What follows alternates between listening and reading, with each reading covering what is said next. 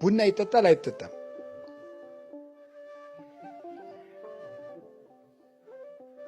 ቡና ይጠጣል አይጠጣም? በቃ ጥሩሽ። እኔ አሁን ቡና ይጠጣልም አይጠጣምም አልልም። መልሱ ሌላ ጊዜ እነግራቸዋለሁ፣ ርዕሰ ጉዳይ ስላልሆነ ማለት ነው። ግን በቡና መጨቃጨቅ ራሱ ኃጢአት አይደለም? ልንገራችሁ፣ እውነቴን እኮ ነው። ትንሹን መልቀም ማለት ምን አለው? ነፍስ መግደል አለ የለም? አለ። ጥንቆላ የለም? መጠን ያጣ ግብረ ሰዶማዊነት የለም? አለ።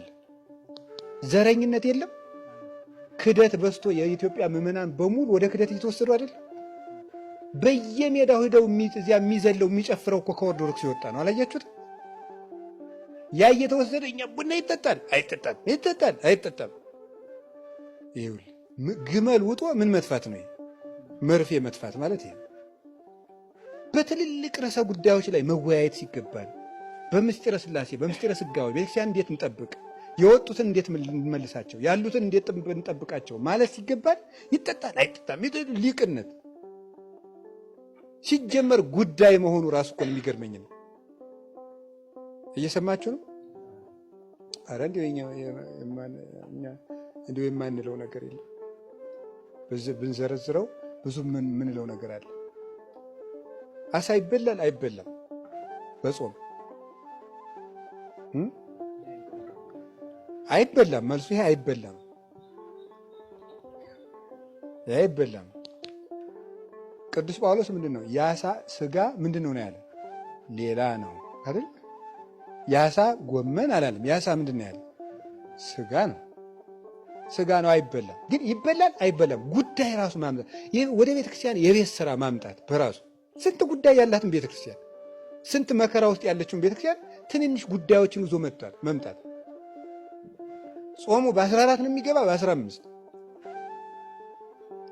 በቃ ከጾም ከ14 12 ጀምረ ጾም ምንድን ነው በ15 በ14 እያሉ መጨቃጨቅ ራሱ ቅዱስ ሲኖዶስ የወሰነው ውሳኔ አክብሮ መቀበል አንድ። እረ ጾም አንሶኛል ካል ህዳር 1 ጀምረ ጾም። በዚህ ነው የሚገባ። ይሄ በራሱ ግመልን መዋጥ ነው። ይሄ ቤተ ክርስቲያን የቤት ስራ ውስጥ ናት፣ መከራ ውስጥ ናት። ስደት እየተሰቃየች ነው ያለችው። በብዙ ሰዓት እየተጠበሰች ነው። አይን ያለው ሁሉ በቀይ አይኑ የሚያይ ቤተ ክርስቲያን ነው። እግር ያለው ሁሉ የሚፈጥን እሷን ለማቃጠል ለማጥፋት ነው። በዚህ ቤተ ክርስቲያን ላይ መከራ አንሷት ነው ወይ? ሐሳብ እያመጣን መከመር፣ ሐሳብ እየመጣን መከመር። አረ ሌላም በጣም ብዙ ነገር ነው። በቃ እንደው ዝም ብሎ እንትን የማይባል ነገር የለም። ለመክሰስ ስባት ይባላል ብሎ ሊጠይቅ ይችላል። ሰው ነው ለምሳ ብቻ ነው ሰው እኮ መከረኛው እንደው ሰው ያልገባው መከራ የለም። አሁን ይሄ ሁሉ ምላችሁ ለምንድን ነው?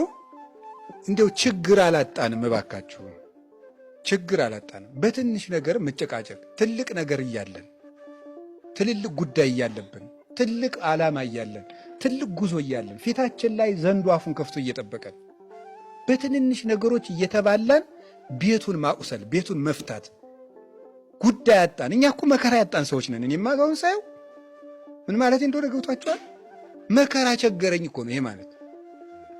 ወይ ጉድ! ሰይፍ እያለቁ ወንድሞቻችን እህቶቻችን እየታረዱ እየሞቱ ዛሬ ያየነው ነገ እያጣ ነው። በትንሽ ነገር መጨቃጨቅ እና ይሄ ነው። ከቃሉ ጋር ናችሁ? እንዲው ልንገራችሁ፣ ቤተ ክርስቲያን ውስጥ ገብታችሁ ራሱ እንደዚህ ይላል እንዴ። አንድ ቅዱስ ጻድቅ ነው ከበረሃ አባቶች አንዱ እና ምንድነው የሚለው? ወንድምህ ቤተ ክርስቲያን ውስጥ ንባብ እያነበበ ንባብ ሲያበላሽ ስትመልሰው የሚቆጣ ከሆነ ቶው፣ ንባቡን አንተ ዝም ብለህ በልብህ እየመለስክ ስማ ይላል።